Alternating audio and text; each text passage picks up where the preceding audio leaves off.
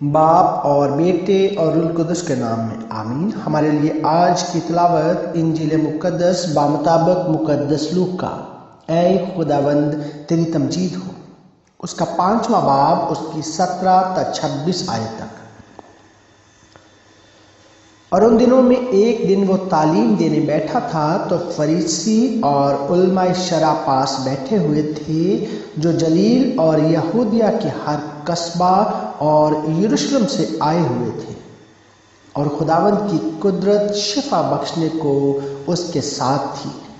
اور دیکھو کہ کئی مرد ایک شخص کو جو مفلوج تھا چارپائی پر لائے اور چاہتے تھے کہ اسے اندر لا کر اس کے آگے رکھیں، مگر ہجوم کے سبب اسے اندر لے جانے کی راہ نہ پائی۔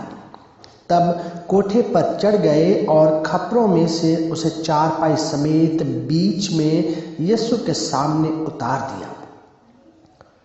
اس نے ان کا ایمان دیکھ کر کہا، اے آدمی، تیرے گناہ معاف ہوئے۔ اس پر فقی اور فریسی سوچنے لگے کہ یہ کون ہے جو کفر بکتا ہے؟ خدا کے سوا اور کون گناہوں کو معاف کر سکتا ہے؟ مگر یسوع نے ان کے خیالات جانتے ہوئے مخاطب ہو کر ان سے کہا کہ تم اپنے دلوں میں کیا سوچتے ہو؟ زیادہ آسان کیا ہے، یہ کہنا کہ تیرے گناہ معاف ہوئے، یا یہ کہنا کہ اٹھ اور چل پھر؟ لیکن تاکہ تم جانو کہ ابن انسان کو زمین پر گناہ معاف کرنے کا اختیار ہے، اس نے اس مفلوج سے کہا، میں تجھے کہتا ہوں، اٹھ اور اپنی چارپائی اٹھا کر اپنے گھر چلا جا۔ اور وہ فوراً ان کے سامنے اٹھا اور جس پر پڑا تھا اسے اٹھا کر خدا کی تمجید کرتا ہوا اپنے گھر چلا گیا۔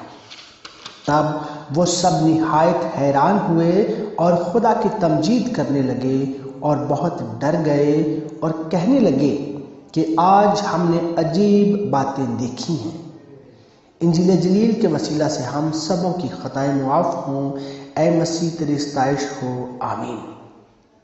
عجیب مشیر خدا قادر، ابدیت کا باپ، صلاح اور سلامتی کا رئیس، اول اور آخر، ابتدا اور انتہا، الفا اور میگا، قدوس قدوس قدوس خداوند لشکروں کے خدا، آسمان اور زمین تیرے جلال سے معمور ہے۔ اے میری ہوا خدا، پیار سے بھرے خدا، پیارے خدا، تو جو کہہ کرنے میں دھیما اور شفقت میں غنی ہے۔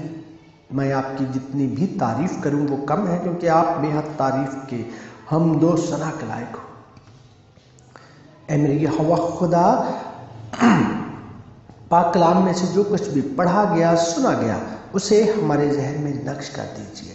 ہمیں پاک کلام کے نیک، سیدھے اور سچے راستے پر چلنے کی توفیق عطا فرما دیجیے۔ بدی اور برائی کے راستہ سے ہم کو دور رکھیے۔ ہماری جو بھی نیک اور جائز خواہشات ہیں اپنے الہی خزانہ میں سے پوری کیجیے۔ ہر دم ہر لمحہ ہماری حفاظت فرمائیے۔